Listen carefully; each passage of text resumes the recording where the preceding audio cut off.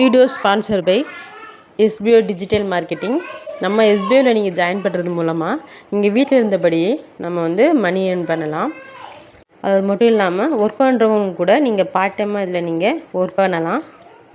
எஸ்பிஓவில் நம்ம ஜாயின் பண்ணுறது மூலமாக நம்ம ஒர்க் மட்டும் பண்ணாமல் நம்ம டிஜிட்டல் மார்க்கெட்டிங்கில் நம்ம எப்படியெல்லாம் மணி ஏர்ன் பண்ணுறது, அது மட்டும் இல்லாமல் யூடியூப்பில் சோசியல் மீடியாவில் எப்படிலாம் நம்மளால் பணம் சம்பாதிக்க முடியும் அப்படிங்கிற நிறைய விஷயங்களை தெரிஞ்சுக்கலாம். சோசியல் மீடியா இருந்தால் போதும், யூடியூப், இன்ஸ்டாகிராம் இதிலே நம்ம இந்த ஒர்க்கு பண்ணலாம். இதில் ஜாயின் பண்ணணும்னு நினைக்கிறவங்க டிஸ்கிரிப்ஷனில் என்னோடய காண்டாக்ட் நம்பர் கொடுத்துருக்கேன். ஸோ மறக்காமல் காண்டாக்ட் பண்ணுங்கள். உங்களுக்கு தேவையான இன்ஃபர்மேஷன் நான் தரேன். ஸ்கிப் பண்ணாதீங்க. பெரிய தப்பு. தினம் 300 ரூபாய் சம்பாதிக்க அரிய வாய்ப்பு. இன்ஸ்டாகிராம், ஃபேஸ்புக் பயன்படுத்த தெரிந்தால் போதும் content post and content publishing மூலமா தினம் 300 ரூபாய் சம்பாதிக்கலாம். இந்த வேலை செய்ய 5 நிமிடம் போதும். Work training support, group communication support, all language customer live chat support, முக்கியமா சொந்தமா ஒரு பிசினஸ் ஸ்டார்ட் பண்ற அளவுக்கு உங்களால கற்றுக்கொள்ளவும் முடியும், சம்பாதிக்கவும் முடியும். இந்த வேலை வாய்ப்பு வழங்குவது 5 வருடத்திற்கு மேல ரன் ஆகிட்டு இருக்க நம்ம தமிழ்நாட்டு company school of business organisation private limited. மேலும் விவரங்களுக்கு டிஸ்கிரிப்ஷன்ல கொடுத்திருக்க நம்பருக்கு வாட்ஸ்அப் பண்ணுங்க. ஒரு கிராமத்தில் சுமையான காடு. அந்த காட்டில் 2 தூக்கணா குருவிகள் வாழ்ந்துட்டு வந்தாங்க. அவங்க மரத்தின் மீது ஒரு கூடு கட்டி வசித்து வந்திருக்காங்க.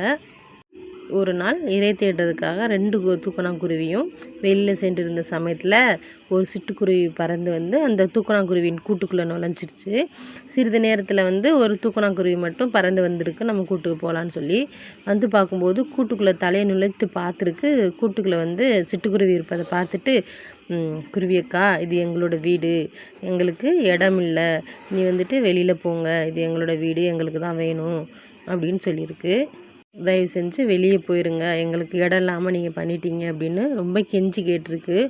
அதுக்கு அந்த சிட்டுக்குருவி ரொம்ப தலைக்கணத்தோடு பேசியிருக்கு. போடி போ, உன்னால் என்ன பண்ண முடியும், உன்னால் முடிஞ்சதை பார்த்துக்க, இதுதான் என் வீடு அப்படின்னு சொல்லியிருக்கு.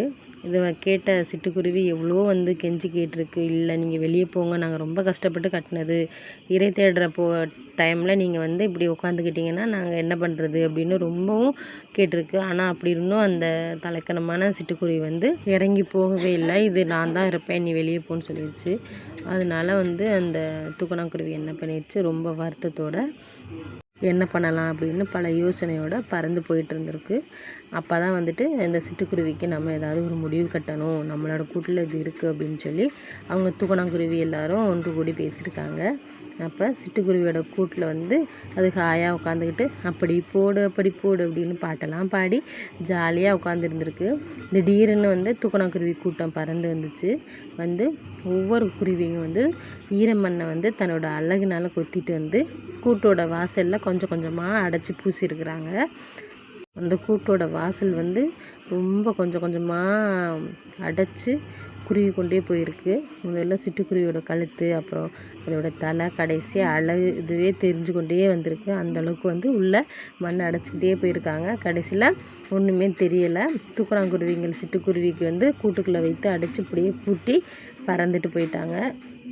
ஈர மண்ணை வச்சு பூசினதுனால உள்ளே சிட்டுக்குருவி மாட்டிக்கிச்சு உயிருக்கு போராடி இருக்குது, மூச்சு விட முடியாமல்.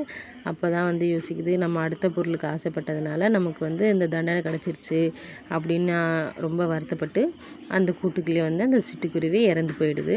அதனால் மற்றவங்க பொருளுக்கு நம்ம ஆசைப்பட்டோன்னா நமக்கு இதுதான் கதி. நம்ம சிறிய பொருளாக இருந்தாலும் சரி, சின்ன ஒரு வீடு, வாசல் எதுவாக இருந்தாலுமே அது நம்மளோட தான் இருக்கணும், நம்ம உழைப்புனால் கிடைச்சதாக இருக்கணும். மற்றவங்களுடைய உழைப்புலேருந்து நம்ம அதை பறிக்க நினச்சோன்னா, மற்றவங்கள்ட்ட இருக்க பொருளை நம்ம பறிக்கணும், நம்ம வச்சுக்கணும் அப்படின்னு நம்ம ஆசைப்பட்டோன்னா நமக்கு எப்போவுமே தோல்வி தான் உண்டாகும். அதனால் அடுத்தவங்க பொருளுக்கு ஆசைப்படாமல் நம்மக்கிட்ட என்ன இருக்கோ அதை வச்சு நம்ம வாழ்க்கையில் மகிழ்ச்சியாக இருக்க நம்ம கற்றுக்கணும்.